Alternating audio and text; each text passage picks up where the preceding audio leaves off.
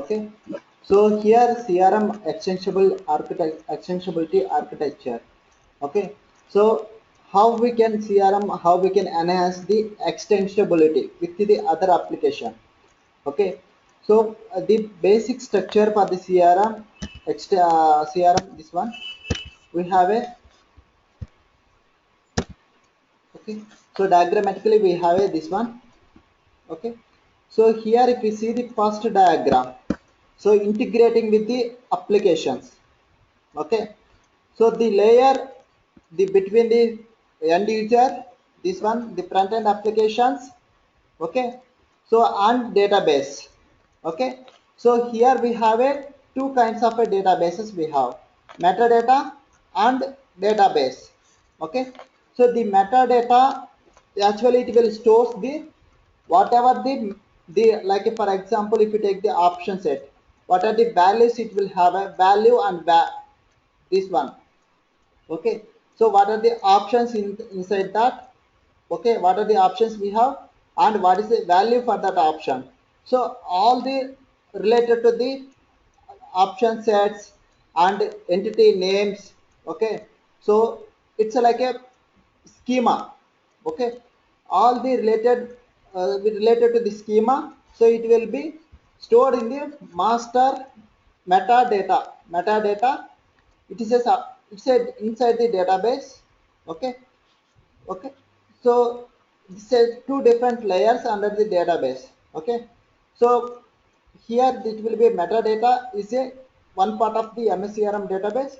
So here metadata, so it will contains the all the information about the organization, like a lookup values and like a option set values. Okay, all the values it will be inside of the metadata. Okay, another database is the data. Okay, so data, all the transactional data, it will be stored in the here data. Okay, so there is a two types of, in a single database will have a two types of data, it will be stored in the same database.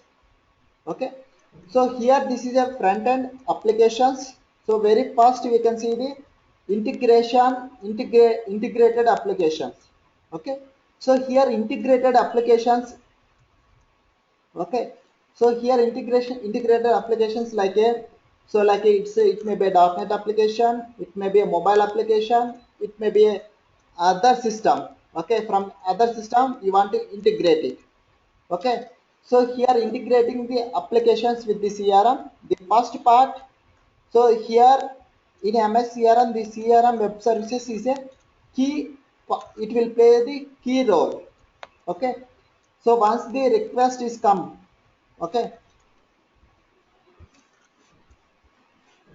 okay, so here from integrated applications we will give the data, whatever the request message will pass to the this web services.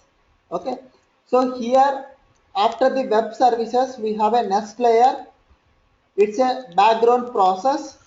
Okay, so here we have a two types of background process we have. So that is, one is per plugins. Okay, so second one is the workflows. Okay, so here plugins and workflows. So once we put the message to the web service, so immediately it will triggers the plugins and workflows. Okay, so next it will goes to the synchronous and asynchronous business logics. So here we have a two types of events, synchronous events and asynchronous events. So next it will synchronous business logic, it will be checked. So next it will go to the business entity components. Like here it will check the, you are a part of the security roles, you have a all the privileges for this on this entity and all. So second one is a data access components. So here they were have a access for this entity and all.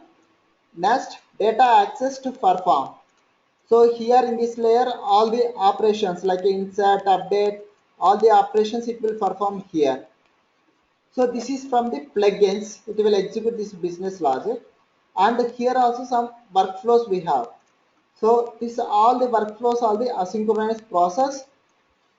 Okay, so we'll call as a process here. So the process it will execute here and it will go to the in database. Okay, so coming to the this one here, web or Outlook or a mobile. Okay, so from for example we are using a web. Okay, so from the web what are the operation you are performing. Okay, so immediate next layer it will be a extensibility applications like a form events. Okay, so client side events like a JavaScript coding and all it will execute the first. So next the message, whatever the message we have, so it will give a input to the web service. Okay, so the second one, so here the whenever you are using web applications, so first our JavaScript it will execute. So second, this whatever the changes we have, these changes the internal it will pass to the this web services. Okay, so the web services it will integrate here. If you have any plugins, it will execute. Second, it will go to the execution to the database operations and all. Okay, so here external framework. Okay, reporting framework. So if you are using the CRM reports, so here it will go to, will from the web resource, we will pass the query and we will retrieve the data. Okay, but if you are using SSRS reports, okay, so at the time we have to use the this filtered views. So this filter views we can use it for here reporting. So that is a basic internal the application it will works. So this is a basic architecture diagram. Okay.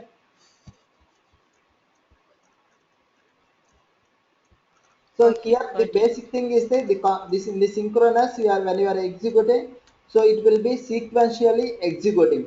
It will whenever the first statement is executed, so then only executed and it is completed. So then only it will execute the second line of the code.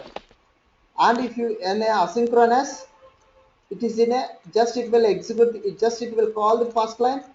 So it the control it won't wait until the so the it won't wait and it will start executing second line.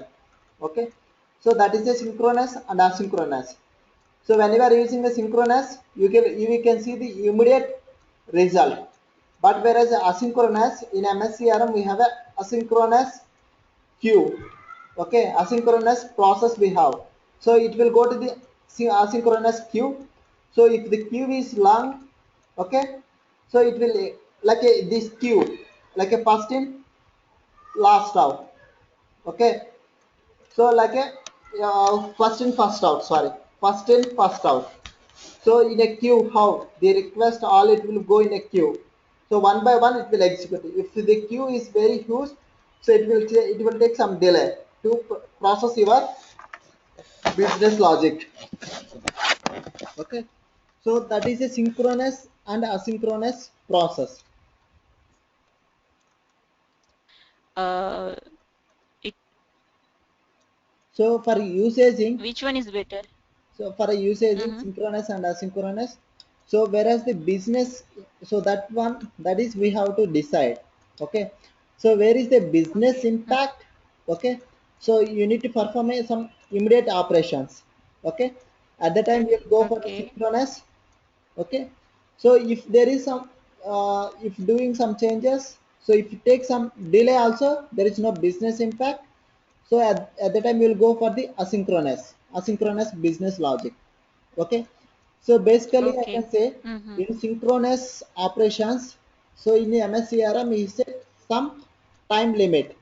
Okay, so it will execute max 2 minutes of the logic. Okay, but asynchronous here is the complex logic.